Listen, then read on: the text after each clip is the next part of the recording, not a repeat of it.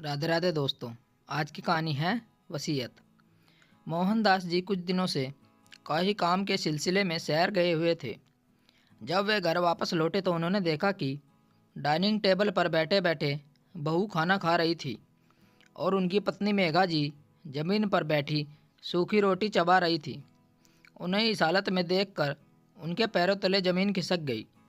अपने पति को देख मेघा जी दौड़कर उनके सीने से लग गई और ज़ोर ज़ोर से रोने लगी। पत्नी की ऐसी हालत देखकर मोहनदास जी से बर्दाश्त नहीं हुआ। पिताजी आप।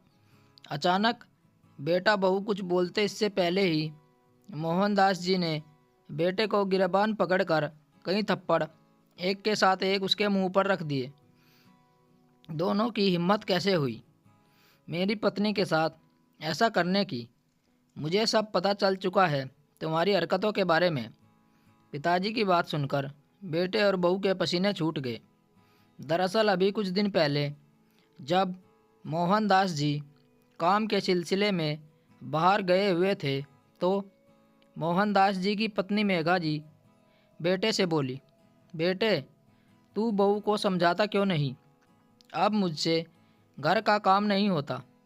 अब तू देख मैं बूढ़ी हो चुकी हूँ, कैसे काम करूँ? तू तो मेरा बेटा है, सब समझता है।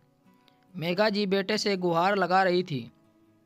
उनका बेटा बोला, माँ मैं बेटे से पहले एक पति हूँ और मैं अपनी पत्नी का ख्याल नहीं रखूँगा तो कौन रखेगा?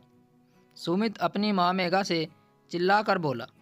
बेटे की बात सुनकर मेघा जी की आंखों में आंसू की धारा बहने लगी। माँ अब यह सुबह सुबह नौटंकी मत करो, ऑफिस के लिए लेट हो रहा हूँ। अपने सारा मूड खराब कर दिया, सामने से हटो। सुमित अपनी माँ को साइड में धक्का देते हुए ऑफिस के लिए निकल गया। बेटे की ऐसी हालत देखकर मेघा जी हैरान रह गई। वह चुपचाप अपने कमरे में चली गई। शाम हो गई लेकिन मेघा जी कमरे से बाहर नहीं आई तो नीलम उन्हें उनके कमरे में देखने गई। उन्हें कमरे में लेटा देखकर वह आग की तरह अपनी सास पर बरस पड़ी। माँ यह क्या तरीका है? शाम का समय हो रहा है और आप बिस्तर पर लेटी हैं। जल्दी से बिस्तर छोड़ दीजिए और जाकर बर्तन साफ कर लीजिए। सिंक पूरा भरा पड़ा है बर्तनों से। नीलम इतना तेज चिल्लाकर बोली कि मेघा जी सहम गई और चुपचाप रसोई में जाकर बर्तन साफ करने लगी।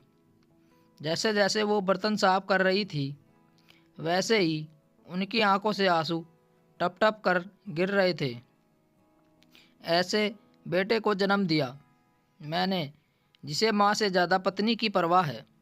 अब मेघा जी का मोहनदास जी के बिना एक एक दिन कटना मुश्किल हो रहा था। मोहनदास जी ने मेघा जी से बात करने के लिए कई बार बीच में फ़ोन भी किया था लेकिन नीलम ने हर बार कुछ न कुछ बहाना बना दिया। एक दिन मेघा जी हॉल में रखे लैंडलाइन फ़ोन से पति को फ़ोन करने लगी।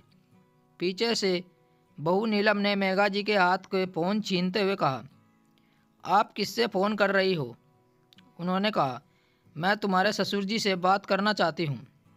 इतना सुनते ही नीलम ने उनका हाथ मरोड़ दिया। आपका बुढ़ापे में उनसे बात करने का मन हो रहा है? अब की बार फ़ोन को हाथ लगाया तो इसी हाथ को तोड़ दूंगी। नीलम घूरते हुए बोली। बेचारी मेघा जी मोहनदास जी से बात करने के लिए तड़प रही थी। वह अपना दुखड़ा भी कहे तो किससे कहे? बेटे और बहू ने उनका जीना हराम कर दिया था। मेघा जी अपने बेटे सुमित से बोली, बेटा मेरे कमरे की छत ऊपर से टपकती रहती है। अब इस गर्मी में पंखा भी काम नहीं कर रहा है। तेरे पिताजी ने जाने से पहले कहा था कि सुमित से कूलर मंगवा लेना। कमरे में एसी का मज़ा ले रहे बेटे ने मेघा जी से कहा, माँ आपने तो जुबान हिला दी कि कूलर ले आना। कूलर 1-2 रुपये का नहीं आता जो मैं ले आऊँ। और अगर आपको इतनी ही गर्मी लगती है तो कल से ऊपर छत पर जाकर सो जाया करो। सुमित झल्लाते हुए बोला। और हाँ, आगे से कमरे में आने से पहले पूछ लिया करो। बेटे बहू के कमरे में यूं ही घुसी चली आती हो, इतना ही समझ होनी चाहिए आप में। नीलम मुंह बनाते हुए बोली। ठीक है बेटा, जैसे तुम लोग बोल रहे हो वैसा ही कर लूँगी। मेघा जी गहरी सांस लेते हुए बोली। अगले दिन माँ जी आप सुबह सुबह कहाँ चल दी? नीलम बोली। घर के सारे काम पड़े हैं और आप घूमने चल दी। इससे आगे की कहानी हम कहानी के अगले भाग में बताएंगे। तब तक हमारे चैनल के साथ जुड़े रहिए। स्टोरी को लेकर आपकी क्या राय है नीचे कमेंट करके ज़रूर बताइएगा। ऐसी ही और बेहतरीन कहानियों के लिए हमारे चैनल को ज़रूर सब्सक्राइब करें। कहानी सुनने के लिए आप लोगों का बहुत बहुत धन्यवाद। राम राम दोस्तों।